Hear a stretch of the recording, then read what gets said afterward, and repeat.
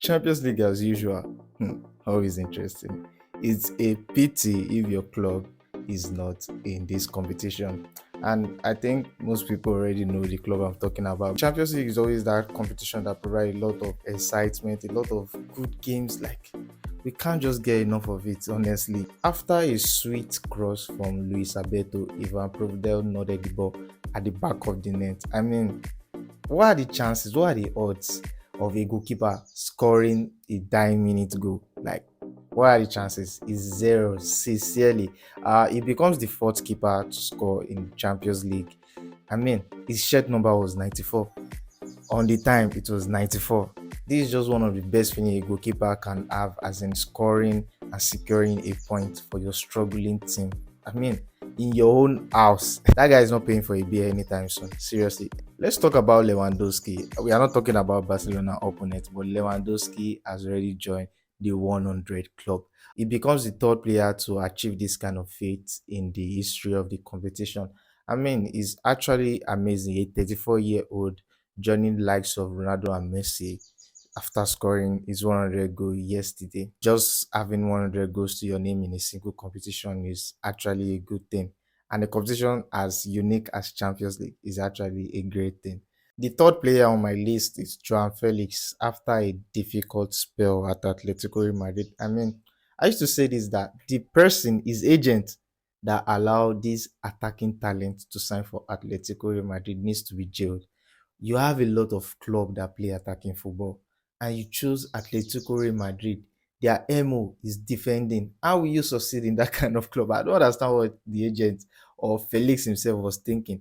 At that time, I'm sure there is a lot of clubs that play attacking football that are bidding for him, but he decided to go to Atletico. What kind of, I mean, mistake don't get bigger than that. And after a difficult spell, honestly, loaning him to Chelsea, it didn't work out. He's now finding he has found a place in Barca in Xavi's team, and he's playing well. He's playing as an interior midfielder and inverted winger. He's doing a very good job.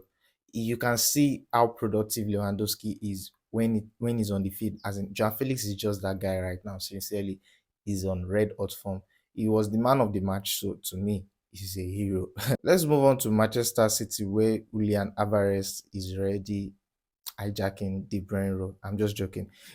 In the starting lineup, Julian Alvarez will always appear as a 10. But when the match starts, as soon as they play kickoff, that guy is playing off Alan. Because, I mean, any player can drift into that position for Manchester City. We know that the likes of Foden, Bernardo, they can do a job there. But I think Pep don't want to be handicapped in a match because a player like Alan does not get a touch in the game. But anytime he gets a touch, you can bet is a goal. But if he has a boring night like he did yesterday, I will not say boring night. If he had anytime he have an unproductive night like the one he had yesterday, they are left with no one to score without De Bruyne in the team.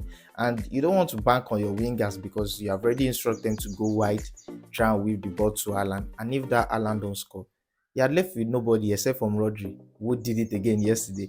But I don't want to go out of the point. I'm just talking about how Julian Alvarez has developed as this kind of supporting striker position or second striker position, and he's doing it well. He's taking free kick with confidence. I know the goalkeeper made a mistake, but still, that guy has a lot of confidence about him. I think he played one free kick in the league. He was close to scoring, and this one now he has scored a free kick finally. I think this guy has a lot of talent about him. He's just that kind of player. Um, Even Man City, they were reluctant. They didn't want to sell him when Bayern asked for him. So you just see the reason why Pep wants to keep this kind of player who can play in multiple positions. And you know Pep, he likes his player versatile, very, very versatile. So apart from talking about players that stood out for me, let's talk about PSG leading the group of death. This group has shined a lot of light on themselves because all four clubs are elite club. Probably we can say the like of Newcastle is not an elite club, but if we talk about Dortmund, who has been to Champions League final, if we talk about PSG, they have been to Champions League final. We talk about AC Milan, who has won the competition a lot of times. So they are not small clubs. They are very, very. These three clubs that I mentioned, they are not small clubs by any standard. Probably all of them are not doing well in the league, but this is another shot at redemption. Someone that have been following PSG under Enrique knows PSG right now, they are playing possession football.